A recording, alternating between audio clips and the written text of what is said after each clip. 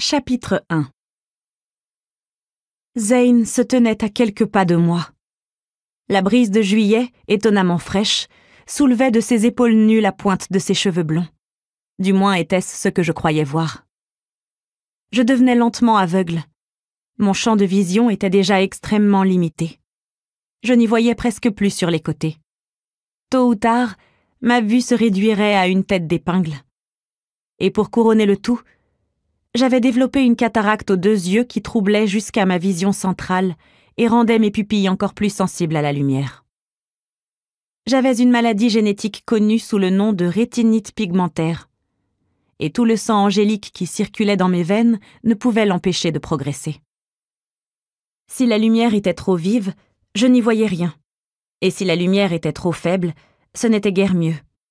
La nuit, j'avais du mal à distinguer quoi que ce soit, tout me paraissant plongé dans l'ombre. Bref, avec pour seul éclairage les lampadaires de Rock Creek Park le long du chemin derrière moi, il était plus que probable que mon imagination me joue des tours.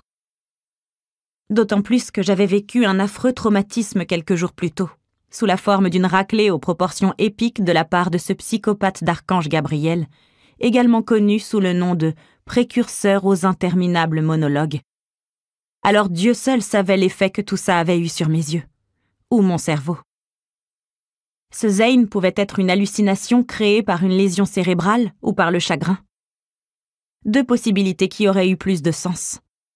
Car comment aurait-il pu se tenir devant moi? Zane était... Oh, bon Dieu. Il était mort. Son corps s'était transformé en poussière à ce stade, comme tous les gardiens à leur mort. Le lien qui nous unissait, qui faisait de lui mon protecteur et nous donnait à tous 2 force et rapidité, s'était retourné contre nous au moment où j'avais admis à quel point j'étais raide amoureuse de lui. Il s'en était trouvé physiquement affaibli, et Gabriel en avait profité. J'avais entendu Zane prononcer ces derniers mots. Tout va bien. Je l'avais regardé rendre son dernier souffle.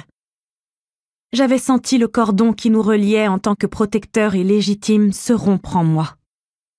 Il était mort. Mort.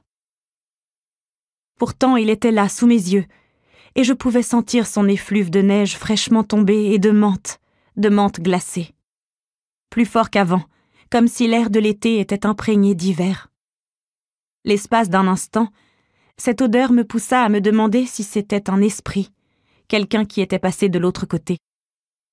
Lorsque les âmes qui avaient basculé dans l'au-delà revenaient prendre des nouvelles de leurs proches, les gens sentaient souvent quelque chose qui leur rappelait la personne décédée. Un parfum, du dentifrice, un cigare, un feu de joie. Ça pouvait être n'importe quoi, parce que le paradis avait une certaine odeur. Il sentait ce que vous désiriez le plus.